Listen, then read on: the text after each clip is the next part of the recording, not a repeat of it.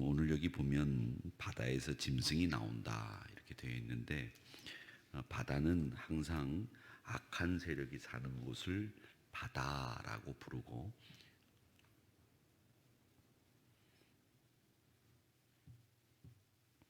짐승이라고 하는 것은 리워 야단이라고 하는 또 베헤못이라고 하는 성경에 나오는 악한 세력을 대변하는 짐승을 이야기합니다.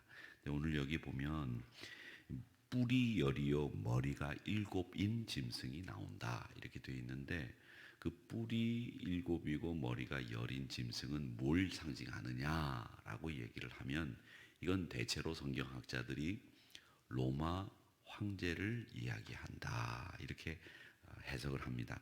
그리고 오늘 이 요한계시록 13장 1절에서부터 10절까지 말씀을 쭉 읽어보시면 이 말씀을 그냥 이런 얘기구나 이렇게 하시면 안 되고 이게 다 각각 상징하는 상징들이 있어요. 그 상징이 뭐냐면 이 로마 시대에 있었던 일들을 이해하면 이 말씀들이 훨씬 더 이해가 빨리 됩니다. 그 로마 시대에 있었던 일 중에 하나가 뭐냐면 예를 들면 3절에 그 머리 하나가 상하여 죽게 된 것 같더니 그 죽게 되었던 상처가 나음에 온 땅이 놀랍게 여겨 짐승을 따르고 이렇게 되어 있는 이 3절의 말씀이 뭐냐면 네로 황제가 로마에다가 불을 질러 놓고 그걸 기독교인들이 질렀다. 화재 방화범으로 기독교인을 몰아가지고 기독교인을 대량 학살하지 않았습니까? 근데 그 네로가 자살했어요. 자살했는데 네로가 죽고 난 뒤에 얼마 되지 않아서 어떤 소문이 로마에 돌았느냐 하면 네로가 다시 살아났다는 거예요. 그 소문이 흉흉하게 돌면서 이 네로가 살아났다는 소문이 도는데 이 로마 황제가 가지고 있는 특징이 뭐냐면 로마 황제가 죽으면 이 로마 황제를 신격화합니다. 그러니까 신으로 만들어요. 그래서 로마 시민들은 죽은 로마 황제들을 섬기는 일을 하는 겁니다. 그 섬기는 일을 해서 로마 황제를 곳곳에 섬길 수 있도록 신전을 만들어 두는 건데 그 신전이 그리스 신화에 나오는 신전들을 신을 섬기기도 하지만 로마 황제가 죽으면 신격화해서 그 로마 황제를 섬기는 일을 하는데 네로가 죽었어요 분명히. 그런데 네로가 살아났다는 소문이 로마 시내에 쫙 퍼진 거예요. 그래서 이 로마 시민들이 또 네로의 그 폭정에 시달릴까 두려운 마음도 있고 네로가 다시 살아났다고 하니까 이건 신일일 수밖에 없겠다 생각을 해서 이 로마 시민들이 네로 황제에게 다시 이 분향을 하고 섬기고 그 신전을 찾아가서 네로에게 절하는 이런 일들이 벌어졌어요. 그것을 염두에 두고 알고 있었던 이 요한이 3절에 머리 하나가 상하여 죽게 된 것이 다시 살아나서 고침받아서 상처가 나음에 온 땅이 놀랍게 여겨 짐승을 따르고 라는 말이 그걸 염두에 두고 한 말이에요. 자, 그 다음에 또 하나 8절의 말씀에 보면 죽임을 당한 어린 양의 생명책에 창세 이후로 이름이 기록되지 못하고 이 땅에 사는 자들은 다 그 짐승에게 경배하리라 이렇게 되어 있는 이 말씀도 로마 시대에 있었던 일을 이해하면 이 말씀이 이해가 돼요. 뭐냐면 이 네로가 죽고 난 뒤에 가장 악한 폭군이라고 알고 있잖아요. 근데 이 네로가 죽고 난 뒤에 이 황제가 신이 되지 못하는 경우에 이 폭군으로 만약에 우리나라로 따지자면 종이나 조라고 하는 이름을 붙입니다. 왕이 죽으면 적자인 그 왕세손이 왕이 돼가지고 무탈하게 왕위를 마치면 이름을 종을 붙여요. 끝에 종을 붙여요. 그런데 이 왕이 적자도 아닌데다가 자기가 구테타를 일으켜서 왕이 된 데다가 왕이 왕 노릇을 잘 못했다 그러면 왕 노릇을 잘했다 하더라도 적자가 아니었으면 이름을 끝에다 조를 붙입니다. 영조, 세조. 적자라고 할지라도 그렇게 붙이는 거예요. 그러니까 세조는 적자가 아니었잖아요. 수양대군이었던 사람이 왕이 됐으니까 조를 붙이는 거예요. 그런데다가 왕이었는데도 불구하고 폭군으로 이건 왕도 아니야. 이런 사람들은 나중에 왕의 폐위가 된 사람들은 끝에 뭐가 되냐면 그 사람들의 원래 가지고 있었던 군이 되는 겁니다. 군. 그래서 연산, 군, 광해, 군이 되듯이 이 왕들도 이 로마의 왕들도 왕으로 잘 있다가 왕위를 퇴위하거나 죽거나 하면 이 사람들이 신이 되거나 다른 사람들이 추앙을 받고 원로원이나 이런 데 추미론에 기록이 남아요. 그런데 왕이 죽어서 이 왕이 제대로 된 왕이 우리나라로 따지면 조나 군으로 연산군으로 왕위를 마치게 되면 벌이 있어요. 로마 황제에게 벌이 뭐냐면 하나도 기록을 남기지 않는 겁니다. 몽땅 그 사람이 왕위에 있을 때 기록을 싹 없애는 거예요. 그게 로마 황제에게는 조나 군이 되는 벌이었어요. 그걸 요한은 알고 있었어요. 그래서 8절의 말씀에 보면 죽임을 당한 어린 양의 생명책에 창세 이후로 이름이 기록되지 못하고라고 하는 이 기록되지 못하고라고 하는 이 말이 왜 나왔느냐면 로마 황제들의 그 기록을 싹 없애는 그 관습을 알고 있었기 때문에 이걸 쓰신 거라는 겁니다. 그러니까 이 요한계시록을 읽을 때 로마 시대의 그 관습이나 제도나 법을 알면 우리가 이 말을 왜 썼구나라는 것을 알 수 있는 거죠. 그래서 오늘 이 13장의 말씀은 네로 황제가 다시 살아났다라고 하는 소문, 그리고 황제가 죽어서 그 사람이 제대로 왕위를 왕직을 제대로 수행하지 못했을 때에는 그 기록을 싹 없애는 것을 알고 있었던 요한이 오늘 이 말씀을 통해서 우리에게 신앙적인 권면을 하는데, 이 신앙적인 권면은 뭐냐? 오늘 여기 나오는 제일 중요한 사람이 하나 나옵니다. 요한은 누구를 염두에 두고 이 글을 썼느냐라고 하는 거죠. 성경학자들은 대체로 로마 황제 가운데 티투스 황제라는 사람이 있었어요. 이 배경을 얘기해야 여러분들이 아시기 때문에 배경 이야기를 많이 해드리는데, 이 티투스 황제는 유대를 멸망시킨 왕이에요. 그 사람이 원래는 장군이었는데 유대를 멸망시키고 이 유대에 완전히 예루살렘 멸망을 시켜서, 예수님이 마태복음 25장에 보면 예루살렘을 보면서 우시잖아요. 돌 위에 돌 하나 남지 않고 예루살렘이 멸망할 거다 그러면서 막 눈물을 흘리세요. 그 멸망을 이룬 장군이 누구냐면 로마의 티투스라고 하는 장군이 그렇게 예루살렘을 멸망시켰단 말이죠. 그걸 예수님이 아시고 마태복음에서 말씀하신 건데, 포로 로마나에 가보면 개선문 중에서 제일 큰 개선문이 있어요.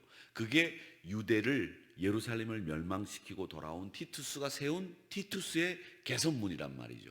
자, 그 티투스가 죽고 난 뒤에 왕이 되는 사람이 있었습니다. 그게 누구냐면 도미티안이라고 하는 기독교를 제일 많이 박해했던 왕이었어요.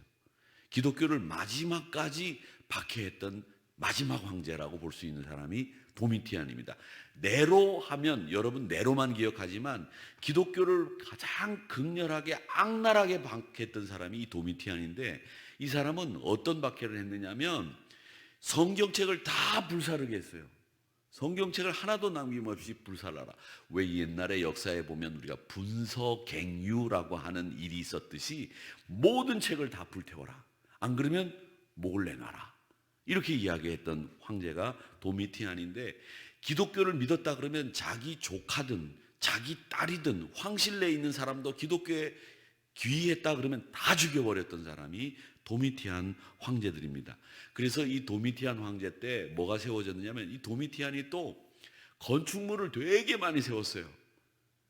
여러분 아세요? 역사를 이렇게 보면 나쁜 권력을 휘둘렸던 사람들이 건축물은 제일 많이 세워놨어. 헤롯 대왕도 나쁜 일은 제일 많이 했고 예수님을 죽이려고 했던 사람인데, 유대에 가보면, 이스라엘 성지순례에 가보면 건축물을 제일 많이 지어놓은 사람이 헤롯 대왕이지 않습니까? 이 도미티안도 이 로마 전역에 로마가 다스리던 동네에 가보면, 이 유럽에 가보면 제일 많은 건축물을 남겨놓은 사람이 도미티안이. 그 사람을 염두에 두고 사도 요한은 이걸 알고 있었기 때문에 이 13장의 내용은 도미티안의 이야기와 로마 이야기를 알고 읽으면 이 이야기가 훨씬 더 이해가 빠르다라는 겁니다. 자, 그런데 이 말씀이 뭘 얘기했느냐 하면 이렇게 얘기합니다. 10절에 사로잡힐 자는 사로잡혀 갈 것이요 칼에 죽을 자는 마땅히 칼에 죽을 것이니 성도들의 인내와 믿음이 여기 있느니라. 이 말씀은 뭐냐면 우리가 아직도 순교와 박해를 당할 일이 남아있다라는 얘기입니다. 칼에 잡혀가서 칼에 죽임을 당할 사람도 있을 것이고, 또 아직도 칼에 죽을 것이고, 또 돌에 맞아 죽을 것이고, 너희들이 예수 믿는다고 하는 이유 때문에 순교를 당할 것인데 그것을 인내와 믿음으로 견뎌라 라고 하는 말씀을 하시고 있는 거예요. 그러니까 요한계시록이 대개 한 90년에서 95년 사이에 쓰여졌다고 하는데 90년에서 95년, 즉 주후 100년경에 쓰여졌다고 한다면, 그렇게 본다면 313년에 기독교가 공인될 때까지 약 200년을 더 기다려야만 이 칼에 죽을 것은 죽을 것이요 성도들의 믿음과 인내가 있다는 이 말씀이 아직까지도 지켜내야 되는 횟수가 200년이나 더 남아 있었다라고 하는 것을 생각하면 얼마나 그들에게 인내가 필요했고 믿음이 필요했는지를 우리가 알 수 있다라고 하는 겁니다. 자, 오늘 이 말씀은, 오늘 우리에게 주는 교훈은 뭐냐? 국가 권력을 이용해서 황제의 이름을 악용해서 권력을 쥐고 있던 사람이 하나님이 될 수 있다라고 하는 것을 보여주고 있는 말씀입니다. 내용이. 그리고 이 통제되지 않은 권력은 무자비하고 통제되지 않는 권력은 하나님을 대신할 수 있는 권력이 될 수 있다라는 것을 이야기하고 있습니다. 그렇기 때문에 이 교회가 해야 될 일은 뭘 이야기해야 되느냐?